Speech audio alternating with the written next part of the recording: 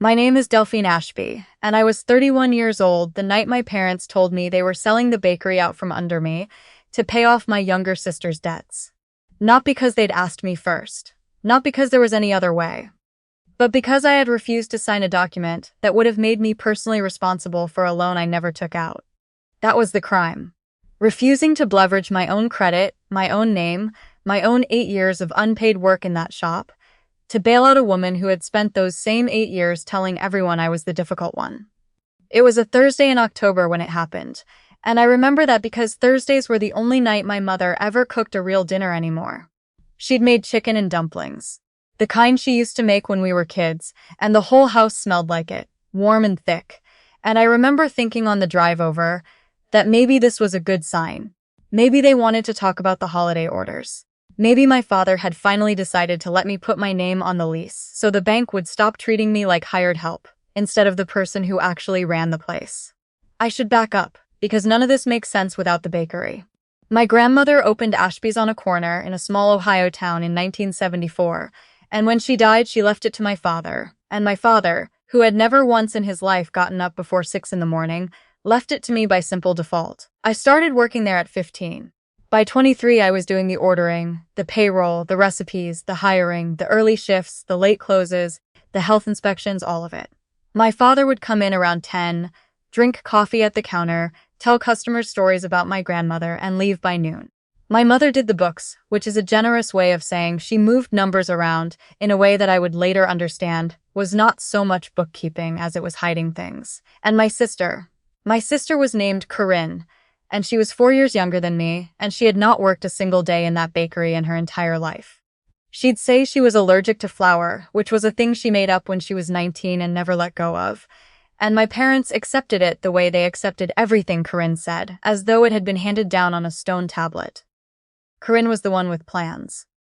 Corinne was going to open a boutique, then a wedding planning business, then a candle line, then something with essential oils, and every one of those plans had come with a loan, and every one of those loans had my parents' signatures on it somewhere, and every one of those plans had died quietly within 18 months while the debt kept breathing.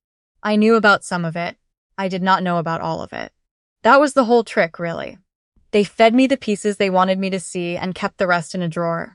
So there I was that Thursday, sitting at the same kitchen table where I'd done my homework as a girl, eating my mother's dumplings, and my father set down his fork in a way that I'd learned to recognize as the sound of a trap closing. He folded his hands. He had rehearsed this. I could tell, because my father never spoke in full paragraphs unless someone had helped him build them first. And the person who built them was always my mother, and my mother was sitting very still with her eyes on the tablecloth. He said that the family was in a difficult position. He said that Corinne had gotten in over her head, that there were some debts, that the amount was more than they'd realized, and that the bank had been in touch about the bakery because the bakery had been used as collateral. That word. Collateral. He said it the way you'd say a word in a language you didn't speak, carefully, like it might bite. I put my spoon down. I asked him what he meant. The bakery had been used as collateral. Collateral for what? And this is the part where my mother finally spoke, and she said it so gently, so reasonably, that it took me a full 10 seconds to understand what she was actually telling me. She said that a few years back, when Corinne's boutique needed inventory, they'd taken out a line of credit, and they'd put the building up to secure it. And that line of credit had been refinanced and rolled into other things and had grown. And now the balance was significant, and the bank wanted either payment or a restructuring.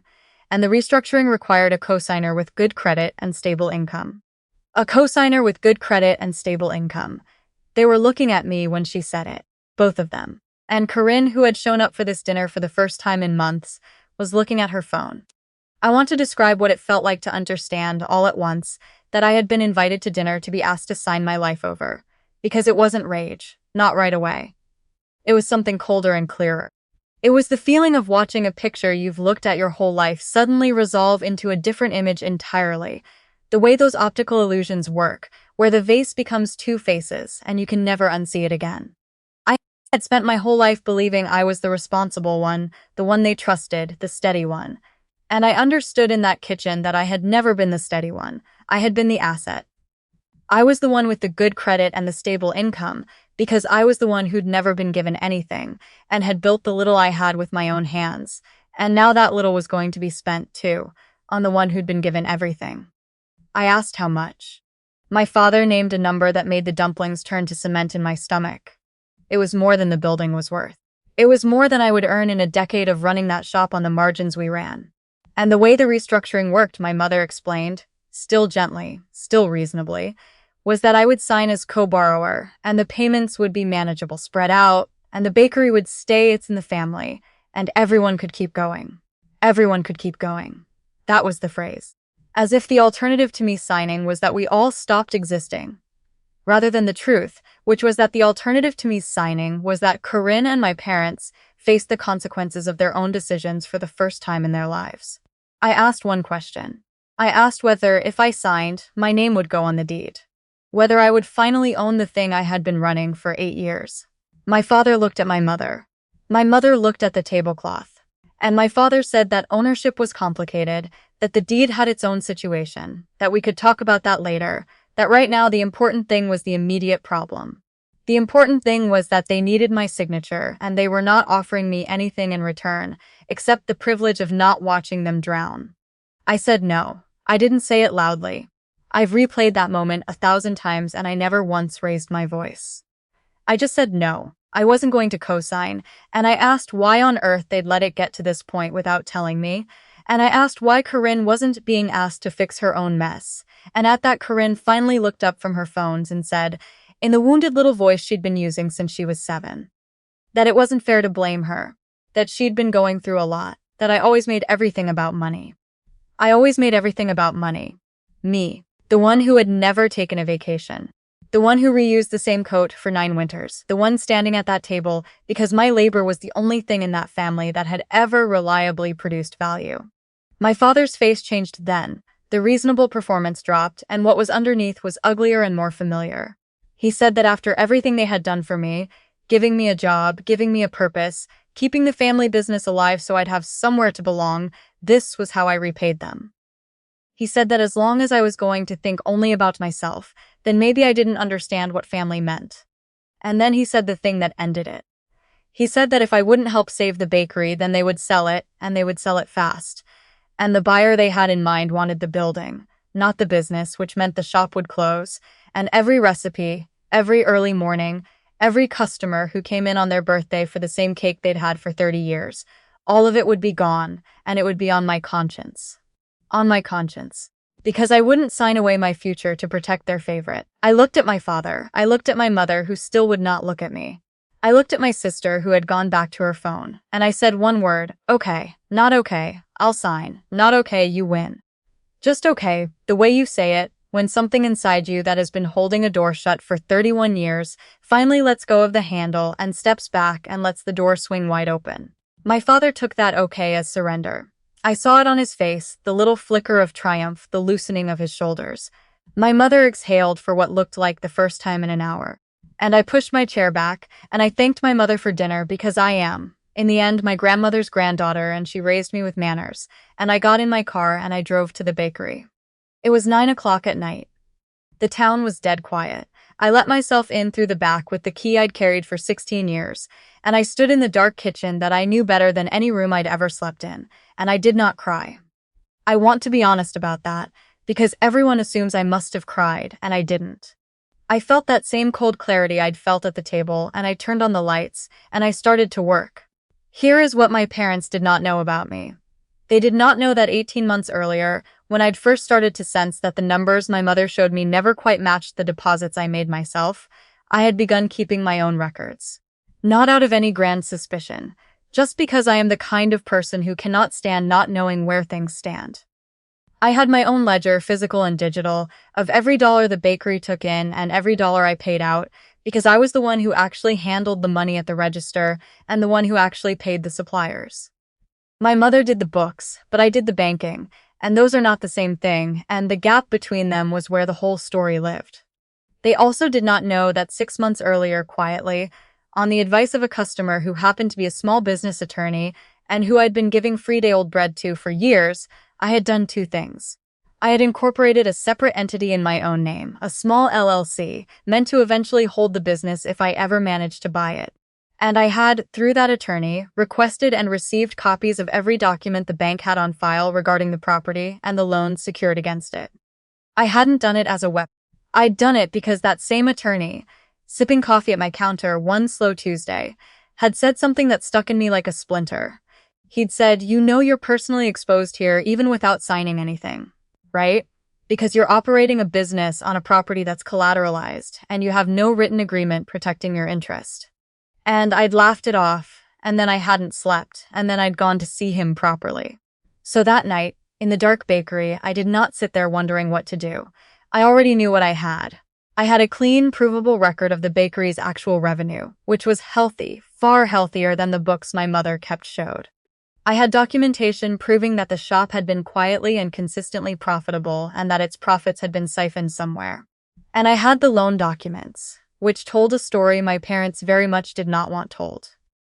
Because when I'd read those loan documents 6 months earlier, sitting in that attorney's small office with the fake plant in the corner, I had learned something that had made me put the papers down and stare at the wall for a while. The line of credit that had put the bakery up as collateral, the one my mother described that night as inventory for Corinne's boutique, had not gone to a boutique. The disbursements were traceable. A large portion of that money had gone to pay off gambling debts. Not Corinne's, my father's. I had known for 6 months. I had said nothing. I had kept getting up at 4 in the morning and mixing dough and opening the shop and smiling at customers, because I hadn't known what to do with it, and because some cowardly, hopeful part of me had believed that if I just kept the shop profitable enough, eventually they'd do right by me. That dinner cured me of that hope completely. I texted the attorney at 9:40 that night. I said I need to talk first thing tomorrow. They're moving to sell. He wrote back in 4 minutes. He said, "Don't sign anything. Don't agree to anything verbally. Come at 8. And then he said, "And Delphine, you're in a stronger position than you think." I slept maybe 3 hours on the little cot in the back office that I used during holiday rushes. I woke at 5 out of pure habit, and I did the thing I have done nearly every morning of my adult life. I made the dough. I don't fully know why. Maybe because if the shop was going to close, I wanted it to smell right one more time. Maybe because my hands needed something to do that they understood. The regulars came in at 6:30 like they always did, and I served them, and old Mr. Petrakis got his cinnamon roll and told me the same joke he'd told me for 11 years, and I laughed like I always did, and none of them knew that I had a folder in my bag that was about to change everything. At 8, I sat in that small office, and I laid it all out for the attorney, whose name was Desmond. And Desmond listened without interrupting, which is a rare and valuable thing in a person. And when I was done, he was quiet for a moment, and then he said something I've never forgotten. He said, "Your family made one enormous mistake. They assumed the person who does all the work never reads the paperwork. Here is what we found, over the next 2 days of very careful work. The bakery, the physical building, was owned not by my father personally, but by a small family holding entity that my grandmother had set up back in the 70s, for tax reasons, on the advice of some accountant long dead. When she died, ownership of that entity passed to my father, yes, but the entity's own governing documents, which my grandmother had drafted with a stubbornness I only came to appreciate at that moment, contained a provision. NT sale of the primary property required the agreement of all individuals who had contributed materially to the operation of the business for a continuous period of 10 years or more. Read that again the way I did, standing in Desmond's office. 10 years of continuous material contribution to the operation of the business. There was exactly one living person who met that definition. It wasn't my father who wandered in for coffee. It wasn't my mother who moved numbers in a spreadsheet. It certainly wasn't Corinne who was allergic to flour. It was me. I had material, documented, continuous involvement going back 16 years. My grandmother, who had watched my father sleep until noon his entire life, had built a lock into the foundation of the whole thing, and the only key fit my hand. They could not sell the building without my agreement. The thing my father had threatened me with at that dinner table, the fast sale to a buyer who'd close the shop, was a threat he had no legal power to carry out, and he didn't know it. He had never read the governing documents. Why would he? He'd never had to work for any of it. But it went further than that, and this is the part that still makes my chest tight when I think about it. Because it wasn't about winning. The loan that had put the building up as collateral had been taken out by the holding entity, and the holding entity's own rules required, for any encumbrance of the primary property, that same agreement from long-term contributors. Which meant the collateralization itself, the thing that had gotten us all into this room, may have been improperly executed. My father had pledged the building against his gambling debts, without the authority to pledge it, because the entity's rules required a signature that had never been sought, because getting it would have meant telling me, and telling me would have meant I'd have seen where the money went. Desmond was careful. He said these things had to be verified, that the bank would have its own arguments, that nothing was ever as clean in practice as it looked on paper. But he also said quietly that if the collateralization was defective, the bank's claim against the property was in serious question, and that the person with standing to raise that question, the person the entity's own documents empowered, was me. I want to tell you what I felt, and it was not triumph. I've read enough of these stories to know the version where the wrong daughter marches in and drops the folder on the table and watches everyone's faces fall, and there's a part of me that wanted that. But mostly what I felt, sitting in that office, was grief, because I finally understood, all the way down, that my father had been willing to sell the one thing my grandmother built, the one thing I loved, to cover his own secret losses, and then blame the collapse of it on me. That my mother had watched him do it, and helped him hide it, and had sat across from me, eating dumplings, and let me believe Corinne was the problem. That the family I'd spent my life serving had looked at me and seen a signature. I didn't drop a folder on a table. What I did was slower and I think harder. Desmond and I sent a single letter on his letterhead to my parents and to the bank. It did not threaten, it did not accuse. It simply stated, in the flat, unbeatable language of the law, that any sale or further encumbrance of the property required my written agreement under the entity's governing documents, that I had not given it and would not be giving it, that questions had arisen regarding the validity of the existing lien, and that all parties should direct further communication to Desmond's office. My phone started ringing an hour after that letter would have landed. My father first, then my mother. Then, unbelievably, Corinne, who had never once called me to ask how I was in her adult life. I let them all go to voicemail. I was at the bakery, the lunch rush was on, I had bread to sell. The voicemails moved through the stages the way I knew they would. My father's first message was still using the dinner table voice, the reasonable one, asking me to call him so we could talk this through as a family. His third message, 2 hours later, was not reasonable at all. My mother's messages were tearful in the careful, managed way she cried when she wanted something, until one of them, the last one, cracked into something that didn't sound managed at all, where she just said my name a few times and then said she was sorry and then hung up. That one I saved. Corinne's message I'll paraphrase because I've mostly let it go. It was about how I was tearing the family apart, how I'd always been jealous of her, how I'd rather see everyone lose everything than let her have anything. I remember standing behind the counter listening to it with a tray of cooling scones in my hands, and I remember laughing, not bitterly, just at the sheer completeness of the inversion. In her telling, I, who had asked for nothing and been given nothing, was the one hoarding. It was almost impressive. The reckoning when it came did not come as an explosion. It came the way these things actually come in real life, in meetings, in phone calls between lawyers, in documents. Over the following months, the bank, faced with a genuine legal question about whether its lien was even valid, became suddenly much more interested in reaching a reasonable resolution than enforcing a fast sale. Because here is the thing about banks. They do not want a lawsuit over a defective lien on a small commercial property in a small town. They want the problem to go away cleanly, and the cleanest way for it to go away, it turned out, ran directly through me. Desmond negotiated. I'll spare the details because they were grinding and technical, and I lived every one of them. But the shape of the outcome was this. The debt attached to my father's gambling could not, simply vanish, but the bank's ability to seize the bakery to satisfy it collapsed once the defective collateralization was on the table. My father's personal exposure remained his own.